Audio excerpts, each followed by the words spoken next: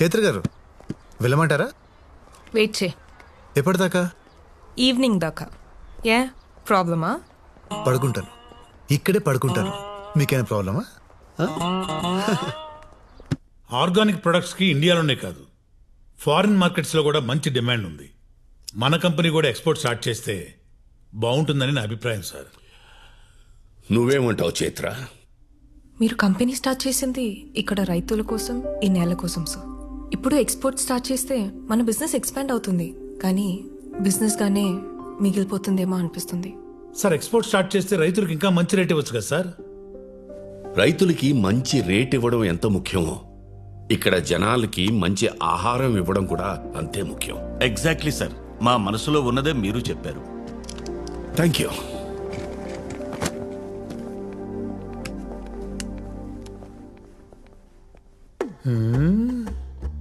మీరు మామూలు కదయ్యా, మనం అందరం కలిసే కదా అనుకున్నాం.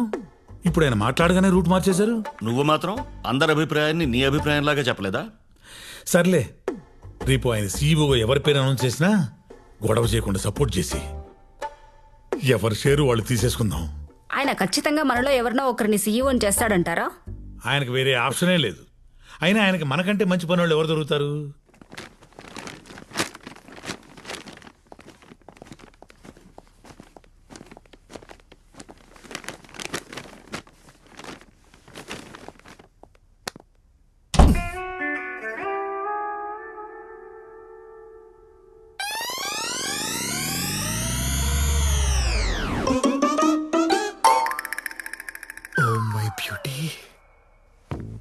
పిలిచారా సార్?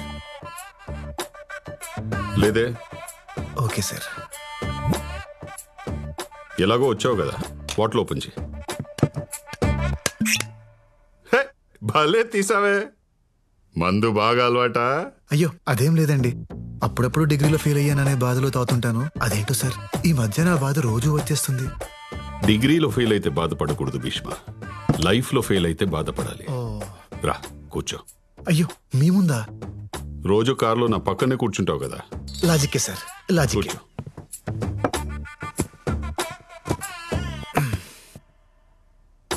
పెగ్గే, నాది చాలా discipline life style Bhishma. Morning 2 eggs, evening 2 pegs, night 2 legs. Sir chicken legs అన్నానయ్యా, ప్రోటీన్స్. Okay okay sir.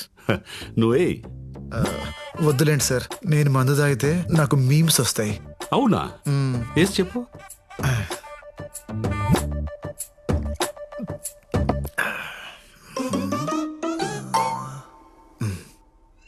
కింద పైన ఊపు, మా ఏసీపీ సార్ తోపు.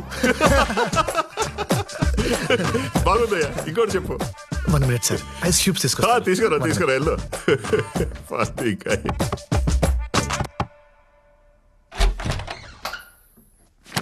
చైత్ర గారు, నాన్నగారు ఐస్ క్యూబ్స్ అడిగారండి.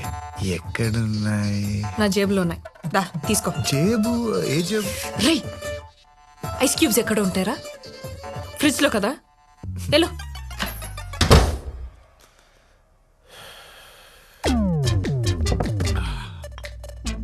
ఐస్ ఎక్కడ? దారిలో జలుబు చేస్తుందేమో డౌట్ వచ్చి వెనక్కి వచ్చాను సార్. ఈసారి ఊపడాలు కాకుండా ఏదైనా పవర్ఫుల్ గా చెప్పు. పవర్ఫుల్ గా అంటే హీరో హోండా స్ప్లెండర్. ఏంటే హీరో హోండా స్ప్లెండర్, మా ACP sir thunder. Super timing sir. మందు తాగేటప్పుడు ఇలాంటి ఎంటర్టైన్మెంట్ మిస్ అయ్యానరా. ఇంకా చెప్పు. 1 minute సార్, సోడా తీసుకొస్తా. తీసుకో సార్. చెప్పు. చిప్స్ తీసుకో. Thunder sir. పికిల్.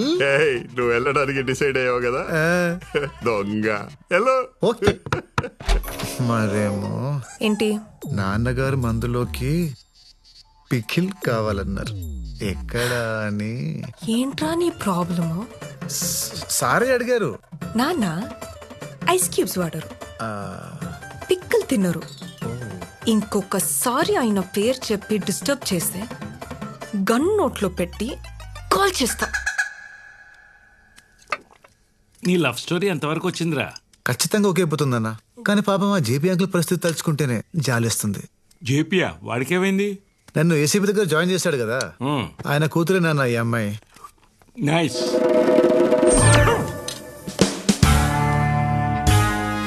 ఏసీపీ అంటే వాడేనే నా క్లాస్మేట్, గుర్తుందా? చిన్నప్పుడు వీడు వాళ్ళ అమ్మాయిని ముట్టుకున్నాడని గొడవపడి అంత రచ్చ చేశాడు, కొట్టుకు సత్యం. ఇప్పుడు ఈ విషయం తెలిస్తే ఏమవుతుందో అని భయంగా ఉంది.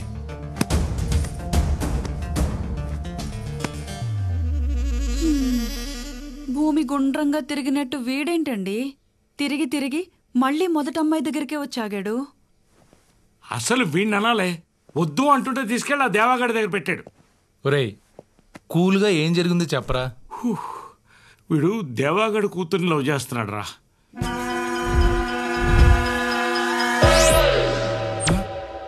కూల్.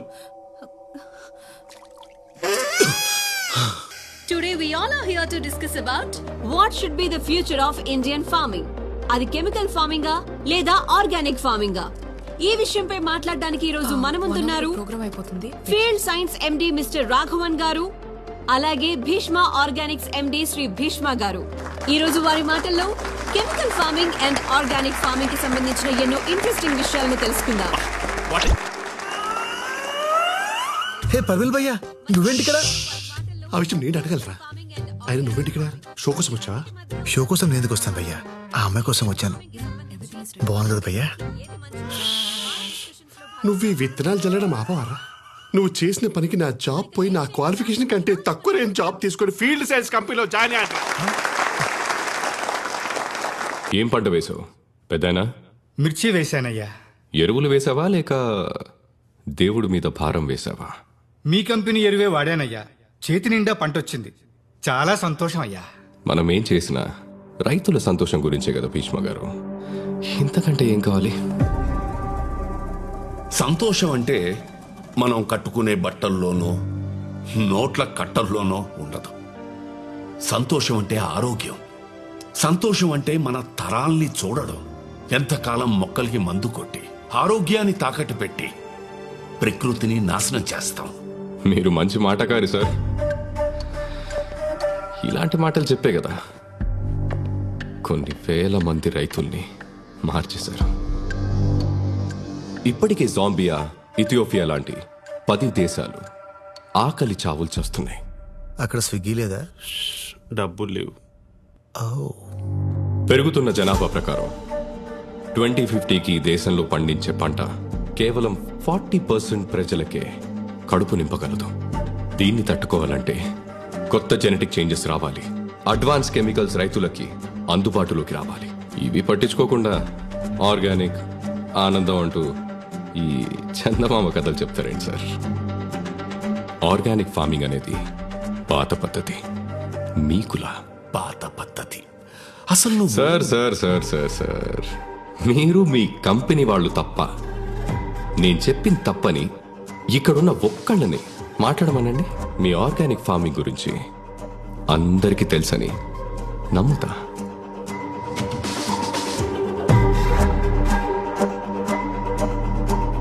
భయ్యా, ఇప్పుడు ఆ అమ్మాయిని ఇంప్రెస్ చేయాలంటే ఏం చేయాలి? నువ్వు మాట్లాడరా. నువ్వు మాట్లాడితే నా స్టేటస్ పడిపోయింది. అమ్మాయి పడదా? సార్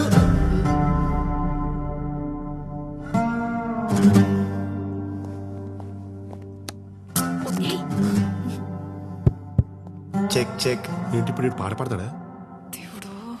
మీరు చెప్పింది కరెక్టే సార్. బయట వరకు ఆర్గానిక్ ఫార్మింగ్ గురించి పెద్దగా తెలియదు.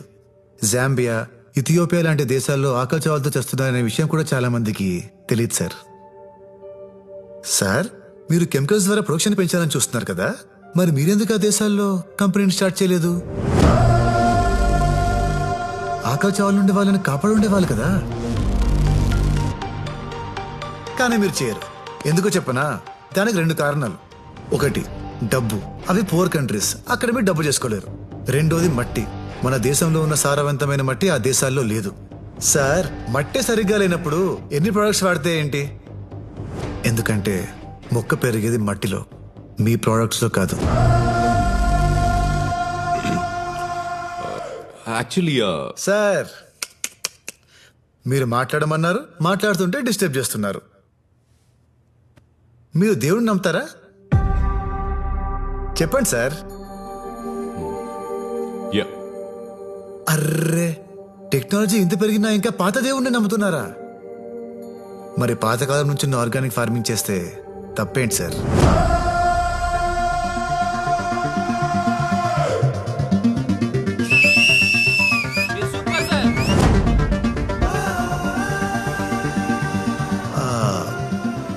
మన వేదాల్లో, మనుస్మృతి లాంటి గ్రంథాల్లో బీడు భూమిని కూడా బంగారంలా మార్చగల ఆర్గానిక్ ఫార్మింగ్ గురించి అప్పుడే రాశారు. Yeah, it's true. దాన్ని కరెక్ట్గా ఫాలో అయితే వ్యవసాయానికి, భూమికి ఎలాంటి కెమికల్ అవసరం లేదు. ప్రకృతికి మనిషి అవసరం లేదు. కానీ ప్రకృతిలో ఉన్న ప్రతి అణువు మనిషికి చాలా అవసరం. దయచేసి మీ కెమికల్స్ వాటిని నాశనం చేయకండి. From here and there, my friend MSc agriculture gold medalist mister Parimal భయ్య గారు కంటిన్యూ చేస్తారు. Thank you.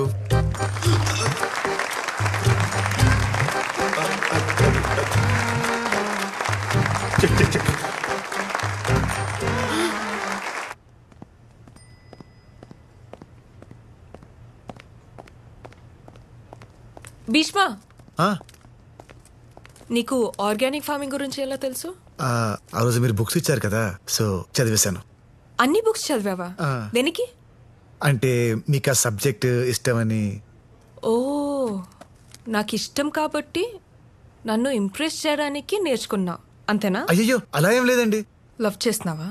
అయ్యో, అలాంటిదేం లేదండి. ఏదో ఆ సబ్జెక్ట్ మీకు ఇష్టమని నేనేదో. సర్లేండి, నేను కిందుంటాను, మీరు వచ్చేయండి. I love you.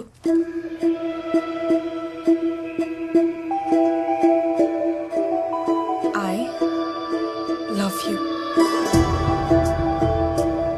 ఏ అమ్మాయి అయినా ఇష్టపడాలంటే అద్భుతం జరగక్కర్లేదు. ఒక అభిప్రాయం క్రియేట్ అయితే చాలు. అలాంటి అభిప్రాయం నిన్ను చూడకముందే కలిగింది. హలో నానా, నా కార్ ఆగిపోయింది. హైదరాబాద్ లో యూత్ చాలా చెడిపోయారు సార్. నలుగురు ఫ్రెండ్స్ దమ్మేస్తూ మాట్లాడుకున్నంత మాత్రాన వాళ్ళు ఖాళీగా ఉన్నారు, కసిగా లేరు అంటే ఎలా సార్? వాళ్ళల్లో ఎప్పుడు ఎవడు ఏమవుతాడో ఎవడికి తెలుసు. టీలు ఇచ్చేటప్పుడు మోడీ గారిని కూడా చాలా చీప్ గానే చూస్తుంటారు కదా సార్. అప్పుడు అర్థమైంది నాన్నతో మాట్లాడింది నువ్వని. ఆ క్షణం నుంచి ప్రతి క్షణం నీ కంపెనీని ఎంజాయ్ చేస్తూనే ఉన్నాను. నా కోసం 10 మందిని కొట్టా. 20 రోజులు మా నాన్న దగ్గర ఉన్నావు. 30 నిమిషాల్లో నీకు తెలియని సబ్జెక్ట్ నేర్చుకుని మాట్లాడా. ఏ అమ్మాయి అయినా తను అడిగింది చేసేవాడి లైఫ్లోకి వస్తే హ్యాపీగా ఫీల్ అవుతుంది. కానీ తన కోసం ఏదైనా చేసి నీలాంటి వస్తే అదృష్టంగా ఫీల్ అవుతుంది. I love you.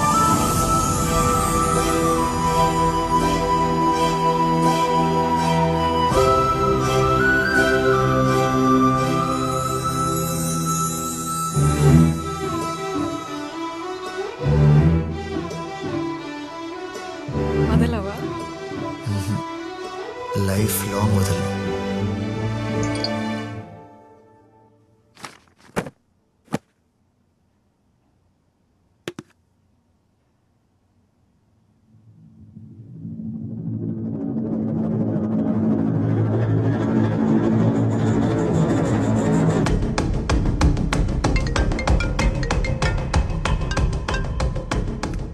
Hello sir, ఓ కేసు పని మీద న్యూస్ ఛానల్కి వస్తే చైత్ర మేడం అలా కనిపించారు సార్.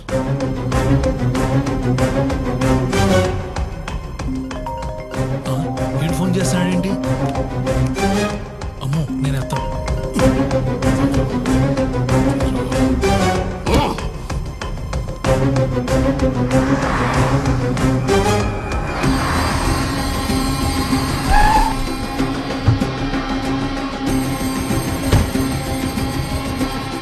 జేపీ ఎక్కడ? ఆనంద్ గారు వాళ్ళ ఇంట్లో ఉన్నారండి. ఏంట్రాడు మళ్ళీ ఫోన్ చేయలేదా? 2 సార్లు ఫోన్ ఎత్తనప్పుడు బుద్ధున్నాడు కూడా 3వసారి చేయడు. సార్ నేను వెళ్తా.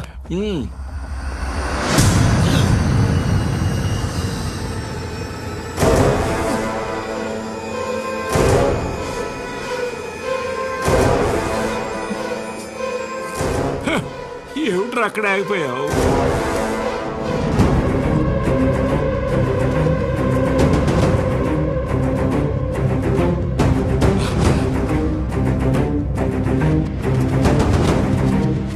చైత్ర ఓకే అయిపోయిందమ్మా, వాళ్ళ నాన్నని ఎలా మేనేజ్ చేయాలో వరకు.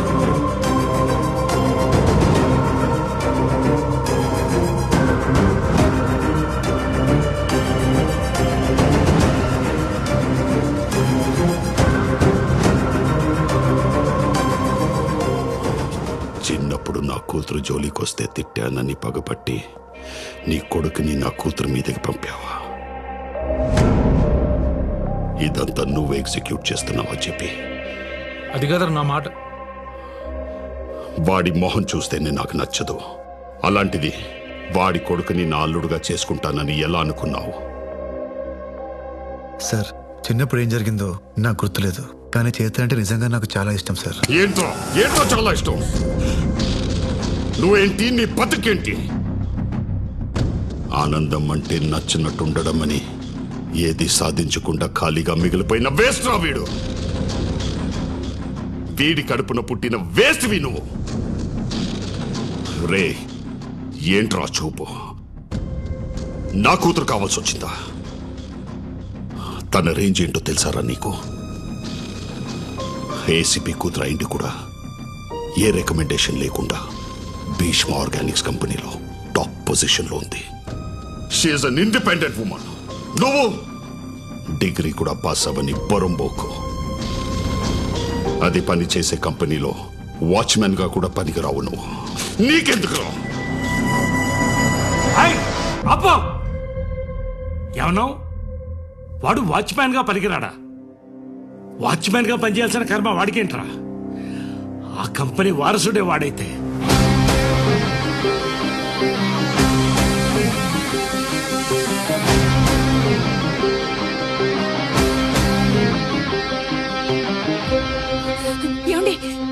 ఊరుకోవే.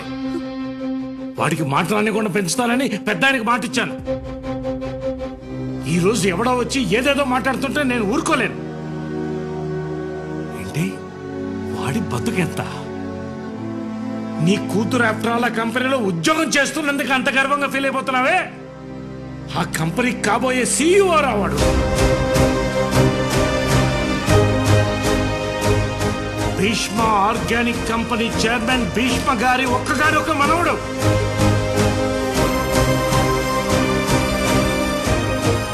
ఆయన 1000 కోట్ల ఆస్తికి అధిపతి అతను.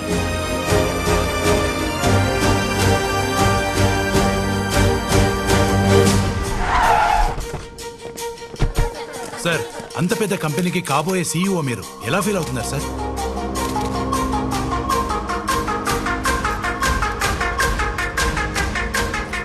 కొత్త సీఈఓని ప్రకటించిన భీష్మ ఆర్గానిక్స్. భీష్మ ఆర్గానిక్స్ కొత్త CEO. Bhishma Organics announce its head. Bhishma Organics next CEO కూడా భీష్మనే.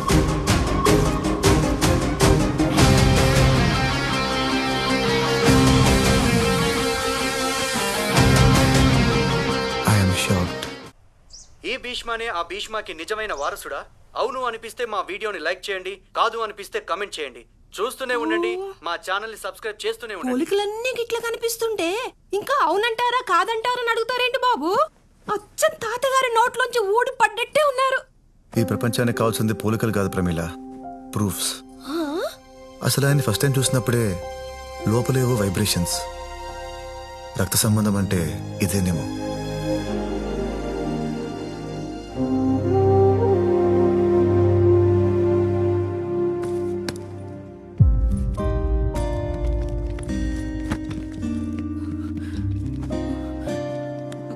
అమ్మా ప్లీజ్ అలా ఉండకమ్మా. నేను అప్పుడప్పుడు వస్తూనే ఉంటాగా. తాతయ్యకి ఈ వయసులోనే అవసరం ఉంది. నేను వెళ్తున్నాను. నాన్నని బాగా చూసుకో. నాన్న